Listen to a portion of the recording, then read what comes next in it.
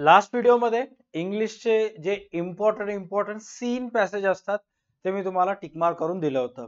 या व्हिडिओमध्ये आपल्याला डिस्कस करायचा आहे क्वेश्चन नंबर 2, जो की अनसीन पॅसेज असतो, जो आजपर्यंत तुम्ही कधी वाचलेला नसतो.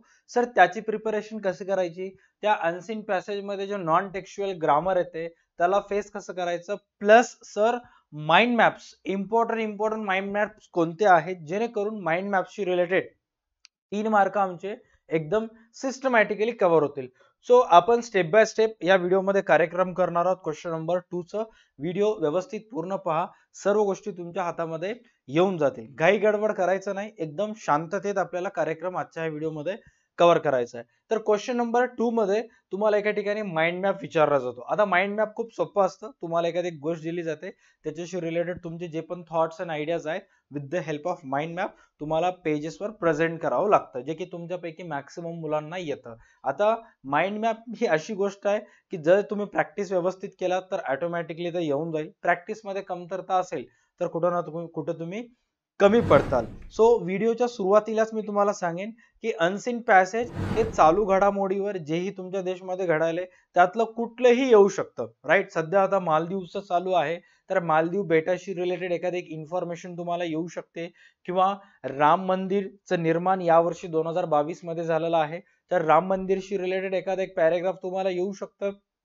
किंवा इलेक्शन्स जे 2023 मध्ये 24 मध्ये होणार आहेत त्याच्याशी रिलेटेड, चालू घडामोडीशी रिलेटेड कुठलेही एखादा एक टॉपिक तुम्हाला तिथं येणार म्हणजे येणार. सर आता प्रॅक्टिस कशी करायची अनसीन पॅसेजची? जर तुमच्याजवळ अनसीन पॅसेज ऑलरेडी तुमच्याजवळ डायजेस्ट वगैरे असेल तर सर्व कंपनीच्या डायजेस्ट मध्ये अनसीन पॅसेज असते. 21 रुपयाचा नोट्स एक्सपर्ट जर कोर्स घेतला असाल तर त्याच्यामध्ये अनसीन पॅसेजशी रिलेटेड एक सेपरेट फोल्डर आहे, ज्याच्यामध्ये तुम्हाला सर्व अनसीन पॅसेजेस जे आहेत ते एका पीडीएफ मध्ये दिलेले आहेत. जेव्हाही तुम्हाला जसंही वेळ मिळेल त्याही वेळेस तुम्ही अनसीन पॅसेजेस सॉल्व्ह करू शकता. ऑलराईट, मी तर तुम्हाला सजेस्ट करेन तुमच्या पुस्तकीतले सीन पॅसेजेस सॉल्व्ह करत राहा, ऑटोमॅटिक अनसीन पॅसेजची तयारी होऊन जाते. Okay, done. त्याच्यानंतर आता गोष्टी येते माइंड मॅपवर. माइंड मॅप कोणते कोणते महत्वाचे आहेत? सर्वात पहिला माइंड मॅप जे एक्झाम मध्ये तुम्हाला विचारण्यात येतात पब्लिक, तर logical flow of ideas, thoughts and concept, जे तुमचं एखाद्या कन्सेप्ट बद्दल जे लॉजिक तुम्ही यूज केलात, एकदा जे पण तुमच्या मनामध्ये कल्पना आहे किंवा कन्सेप्ट आहे त्याच्यासाठी तुम्हाला 2 मार्क असतात. आणि जे प्रेझेंटेशन असते माइंड मॅपचं त्या प्रेझेंटेशनसाठी 1 मार्क, असे 3 मार्क असतात. आता हे 3 मार्क जर तुम्हाला कॅच करायचे असतील तर ते एक गोष्ट लागते, त्याच्यासाठी प्रॅक्टिस. तुम्ही कसंही सॉल्व्ह केलं तर तुम्हाला 2 मार्क्स तर पडणार आहेत, बट आपलं जास्तीत जास्त आपल्याला टार्गेट करायचं आहे 3 मार्कासाठी. तर आता 3 मार्क जर घ्यायचे असतील तर कोणते कोणते माइंड मॅप सर्वात जास्त इम्पॉर्टंट आहेत? पहिलं मी तुम्हाला सजेस्ट करेन इफेक्ट ऑफ म्युझिक. म्युझिकशी रिलेटेड जे इफेक्ट असतात त्याच्याशी रिलेटेड कुठं ना कुठं तुम्ही सर्च करा, इन्फॉर्मेशन करा.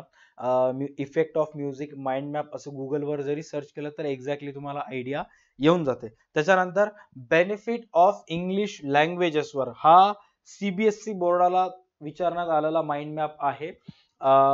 जुन्या वेळेस, ओके, करंट वेळेस नाही, पण 2018-19 ला ऑलरेडी हा सीबीएसई बोर्डाला विचारण्यात आलेला माइंड मॅप आहे. त्याच्यानंतर नेक्स्ट जो माइंड मॅप इम्पॉर्टंट आहे द सीझन्सवर. राईट, इथं काय सांगण्यात आलेलं आहे चेक करा की India is a vast country with a different weather patterns. भारत ही एक मोठी कंट्री आहे, ज्याची व्याप्ती खूप मोठी आहे भारताची व्याप्ती, आणि वेदर पॅटर्न्स, भारतामध्ये जे हवामान असतात, वेदर असतात, वेगवेगळे patterns. Prepare a mind map the seasons we have in our region by giving examples of different activities that we do in different season. आता भारतामध्ये जे वेदर असतात ते 3 प्रकारचे असतात: विंटर, समर, रेनी सीझन्स असतात. तर तुम्हाला सर्वात पहिले छोटासा एक इंडियाचा नकाशा काढावा लागेल, मग त्याच्यातून 3 असे सेपरेट वेज करावं लागतील. एकाकडे विंटर, एकाकडे रेनी सीझन आणि एकाकडे समर असं लिहावं लागेल तिथं. आणि मग प्रत्येक सीझन्स मध्ये तुम्ही कोणती कोणती ऍक्टिव्हिटी करता ते प्रकार तिथे तुम्हाला मांडणी करायची आहे. ज्यांनी इंग्लिश रिलेटेड ऑलरेडी व्हिडिओज बघितलेले आहेत किंवा क्लासेस झाले त्यांच्या क्लासेसमध्ये कुठं ना कुठं ते झालं असेल. ऑलराईट, नेक्स्ट तुम्हाला तिथे विचारण्यात आलेलं आहे की चौथं इम्पॉर्टंट ब्युटी ऑफ कलर्स. आता ब्युटी ऑफ कलर्स मध्ये काय काय? Develop a mind mapping, frame design your ideas, thoughts and concept to illustrate, develop on the topic of beauty of colours. आता जे कलर्स असतात, राईट, जसं की व्हाईट कलर जे आहे ते स्टँड फॉर पीस, पीस साठी हे करत असते. ग्रीन कलर जो आहे तो निसर्गाचा प्रतीक असतो. अशा प्रत्येक जे कलर्स असतात ते डिफरंट डिफरंट ह्याच्यासाठी वापरण्यात येत असतात. तर प्रत्येक कलर बद्दल तुम्हाला कुठं ना कुठं माइंड मॅप तिथं मेन्शन करायचं आहे. ऑलराईट, जे की तुम्हाला जमेल आय बेट. त्यानंतर नेक्स्ट आहे फॉर्म्स ऑफ कम्युनिकेशन, संदेशवहनाचे प्रकार किंवा संदेशवहनाचे माध्यम याच्याशी रिलेटेड. आता ज्यांचं कॉमर्स आहे OCM मध्ये तुम्हाला ऑलरेडी झालेलं आहे संदेशवहनाचे प्रकार व्यवसाय सेवामध्ये. तर कोणते कोणते फॉर्म्स आहेत व्यवस्थित टी डायग्राम मध्ये छापून टाका, ऑटोमॅटिक घेऊन जाईल. या 5 वर व्यवस्थित फोकस करा. आता सर्वात इम्पॉर्टंट, जरीही या 5 पैकी एखादं एक एक्झामला आलं नाही तरी हे 5 जर तुम्ही सॉल्व्ह केलात तर एक्झामनं येणारा जो माइंड मॅप आहे तो सॉल्व्ह करत असताना कुठं ना कुठं तुमच्यामध्ये कॉन्फिडन्स लेवल नेक्स्ट लेवल असेल. राईट, 2 नाही तर नाही, 3 नाही तर नाही, तुम्हाला 2 मार्क्स नक्की पडतील. आता नाही सर हे इम्पॉर्टंट नाही, हे येणं आम्ही सॉल्व्ह करणार म्हणलात, काहीच सॉल्व्ह केलं नाही डायरेक्ट पेपर मधलं घेतलात तर 3 पैकी 1 मार्क 1.5 मार्क पडू शकते. त्याच्यामुळे हे 3 ते हे जे 5 मी तुम्हाला द्यालो व्यवस्थित सॉल्व्ह करा, गॅरंटी तुम्ही मॅक्सिमम मार्क्स इथे 3 पैकी घेऊ शकता. ऑलराईट, अनसीन पॅसेज बद्दल झालं, माइंड मॅप बद्दल झालं. आता गोष्ट येते जे म्हणजे सर्वात इम्पॉर्टंट, ज्याच्यासाठी मुलं ट्युशन्स लावतात, प्रॅक्टिस करतात, डायरेक्ट इनडायरेक्ट 20-15 दिवस प्रॅक्टिस करतात, चेंज द वॉइस 15-20 दिवस प्रॅक्टिस करतात, टेन्स प्रॅक्टिस करतात, तरी सुद्धा नॉन टेक्स्च्युअल ग्रामर्स मध्ये ते अडकून बसतात. मग आता परफेक्ट कसं करायचं? ऑलराईट, तर नॉन टेक्स्च्युअल ग्रामर साठी मी तुम्हाला अनेक टॉपिक आहेत त्याच्याशी रिलेटेड, प्रत्येक टॉपिकचे तुम्हाला काही क्वेश्चन्स मी रेफर करेन. जसे की तुम्ही क्वेश्चन 2 मध्ये जे येतो 4 मार्कासाठी नॉन टेक्स्च्युअल ग्रामर, ज्याच्यामध्ये sometimes do as direct transformation of the sentence मध्ये विचारण्यात येतं. राईट, त्याच्यातले तुम्हाला काही 6 ते 7 इथं ऑलरेडी शॉर्टलिस्ट केलेले आहेत. त्यानंतर choose the correct alternative to transform the sentence into compound sentence, ह्याच्याशी रिलेटेड काय दिलेलं आहे. प्रत्येक टॉपिक जे नॉन टेक्स्च्युअल ग्रामर्स मध्ये विचारण्यात येतं, जसं की इथे दिलेलं आहे correct alternative to transform sentence into complex sentence, right, किंवा WH क्वेश्चन्स जे असतात, किंवा त्याच्या व्यतिरिक्त आणखी कोणते येतात, व्हॉइस येतात. ओके, मी तर हायलाइट करायचं विसरलो, व्हॉइस. त्यानंतर अल्टरनेटिव्ह सेंटेन्स,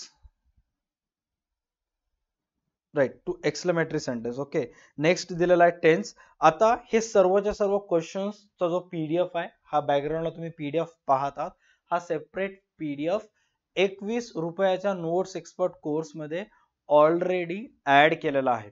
ऑलराईट, तिथून तुम्ही हे सर्व क्वेश्चन्स सॉल्व्ह करू शकता. एवढं जरी सॉल्व्ह केलात, गॅरंटीड मी सांगेन तुम्हाला 101% तुम्हाला 4 पैकी 3 मार्क नक्की पडतात. तुम्हाला WH क्वेश्चनचे काही सॉल्व्ह करायचे आहेत, व्हॉइसचे काही सॉल्व्ह करत राहायचं, जेवढं जास्त तुमची जशी जशी प्रॅक्टिस असेल तेवढं जास्त तुम्हाला मार्क्स तिथं पडतात. राईट, इथं आणखी तुम्हाला जेरंड्सचे काय दिसायलेत, इन्फिनेटिव्ह टू दिसायलेत, use, no sooner than, hardly when, modal ऑक्झिलरीचे सुद्धा ह्याच्यामध्ये शॉर्टलिस्ट करून ठेवलेले आहेत. बस तुम्हाला काय करायचे, सॉल्व्ह करायचं, डिग्री ऑफ कम्पॅरिझनचं. आता ह्या कोर्स कसं घ्यायचं, 21 रुपयाच्या नोट्स एक्सपर्ट कोर्स मध्ये जायचं, तिथे जाऊन हा कोर्स परचेस करा, ऍप्लिकेशन DA2 अकॅडमी प्ले स्टोअरला जाऊन DA2 अकॅडमीचा ऍप डाउनलोड करा. ह्या कोर्सची लिंक डिस्क्रिप्शन मध्ये सुद्धा दिलेला आहे आणि पिन कमेंट मध्ये सुद्धा दिलेली आहे. प्लस आणखी एक इम्पॉर्टंट, की जेवढेही स्टुडंट्स हे सगळे सॉल्व्ह करायले त्यांच्यापैकी ज्यांचे आन्सर्स एकदम करेक्ट असतील, ह्या प्रत्येकाचे जे आन्सर्स आहेत मी 21 रुपयाच्या नोट्स एक्सपर्ट कोर्स मध्ये ऑलरेडी तिथं ऍड केलेले आहेत. ज्यांना ज्यांना प्रॉब्लेम्स येत आहेत, सर क्वेश्चन्स तर देत आहात बट आन्सरचं काय, तर तिथं तुम्हाला काही दिवसानंतर 1 ते 2 दिवसानंतर व्हिडिओ पब्लिश झाल्यानंतर आन्सर सुद्धा तिथे दिसायला स्टार्ट होतील. ऑलराईट, त्यामुळं गिव्हअप करायचं नाही, बट एक गोष्ट प्रॉमिस करा की इथून डेली 1 ते 1.5 तास तुम्ही इंग्लिश साठी वेळ काढताल. दिवसा कॉलेजला जायला गेलात तरी चालेल, पण 1 ते 1.5 घंटा वेळ काढा. प्रत्येक गोष्ट समजून घ्या. आज ज्यांना ज्यांना नापास व्हायची भीती वाटायली, तुम्ही 8 दिवस रोज 1 घंटा जरी अभ्यास केलात, मी सांगितलेले ह्याच्या अगोदरच्या व्हिडिओ मधले जे प्रत्येक पॅसेज होते, ते प्रत्येक पॅसेज जर रोज एक पॅसेज सॉल्व्ह केलात, किंवा रोज एक ग्रामरचं फक्त आणि फक्त ऍप्लिकेशन मध्ये जे आन्सर्स आहेत, हा PDF मधला क्वेश्चन आणि आन्सर नुसतं बघून जरी लिहिलं तरी सुद्धा तुमचा कॉन्फिडन्स येते आणि 15 दिवसात तुम्ही म्हणता की सर 101% सांगतो, काही झालं तरी सर मी नापास होईना, राईट. 36 का मार्क घेऊन पास होतो सर, पण मी पास होतो, नापास होणार नाही, राईट. असे अनेक विद्यार्थी पाहिलेले आहेत गेल्या वर्षी की जे परीक्षेच्या 2 दिवस अगोदर पर्यंत मी नापास होईन सर, नापास होईन सर म्हणत होते. मी काहीच केलं नाही, शांत बसलं. 21 जानेवारीला गेल्या वर्षी हा व्हिडिओ युट्यूबवर टाकला.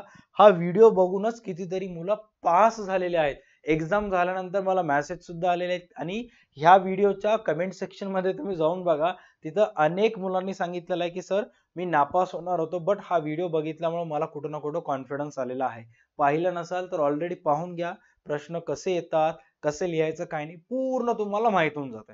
ऑलराईट. तुम्ही जर आतापर्यंत काही क्लासेस अटेंड केला नाही, प्रश्न पत्रिका उघडून सुद्धा बघितला नाही, तर मग तुम्हाला नक्की हा सब्जेक्ट भीती घालेल. बट तुम्ही व्यवस्थित अभ्यास केलात, चांगलं व्यवस्थित प्रिपरेशन केलं, तर 101% ह्या चॅप्टरची तुम्ही मस्तपैकी जिरवाल या पूर्णच्या पूर्ण सब्जेक्टची. ऑलराईट. तर प्रश्न पहिला मधलं झालं. प्रश्न दुसरा मधले इम्पॉर्टंट माइंड मॅप सांगितले, ग्रामरशी रिलेटेड सांगितलं, नॉन टेक्स्च्युअल ग्रामर आणि अनसीन पॅसेज सुद्धा प्रॅक्टिससाठी तुम्हाला सांगितलेले आहेत.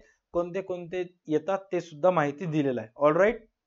आता ह्याच्या नंतर नेक्स्ट व्हिडिओ मध्ये आपण डिस्कस करूयात क्वेश्चन नंबर 3 मध्ये, जे की येतात सेक्शन 2 सुद्धा म्हणू शकता, पोएट्री सेक्शन.